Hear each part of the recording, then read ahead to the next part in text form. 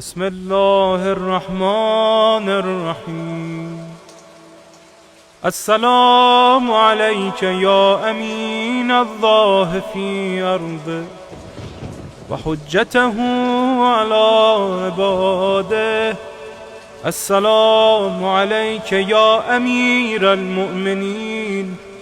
اشهد انک جاهدت فی الله حق جهاده وعملت بكتابه واتبعت سنن نبيه صلى الله عليه وآله حتى دعاك الله إلى جواره فقبضك إليه باختياره والزم أعداءك الحجة مع ما لك من الحجج البالغة على جميع خلقه.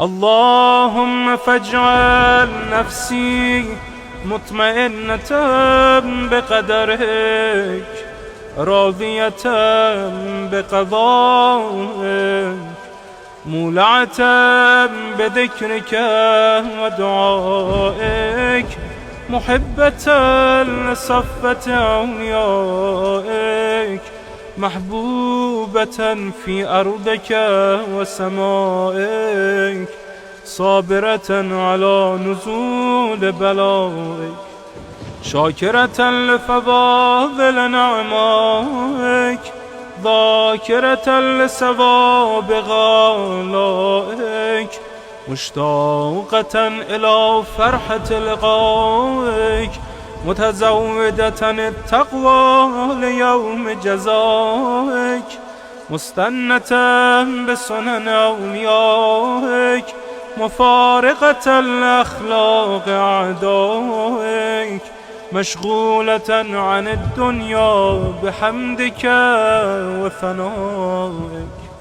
اللهم إن قلوب المخبتين إليك والها وسبل الراغبين إليك شارعا وأعلام القاصدين إليك واضحا وأفئدة العارفين منك فازعة وأصوات الداعين إليك صاعدا وأبواب الإجابة لهم مفتحة ودعوة من ناجاك مستجابة وتوبة من أناب إليك مقبولة وعبرة من بكى من خوفك مرحومة والإغاثة لمن استغاث بك موجودة والإعانة لمن استعان بك مبذولة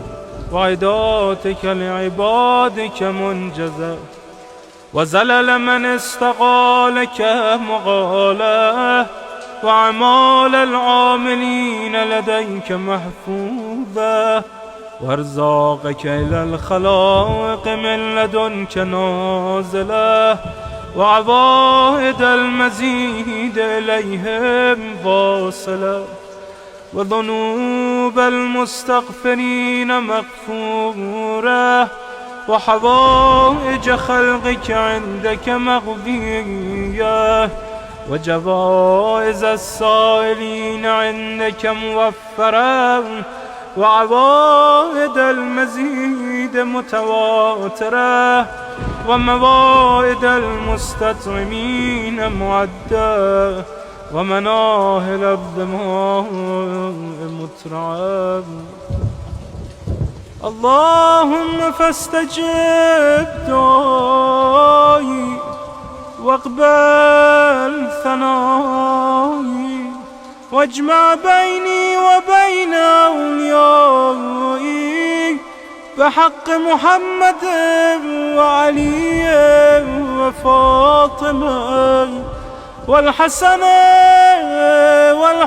والحسين إنك ولي نعمائي ومنتهى مناي وغاية رجائي في منقلبي ومثواي.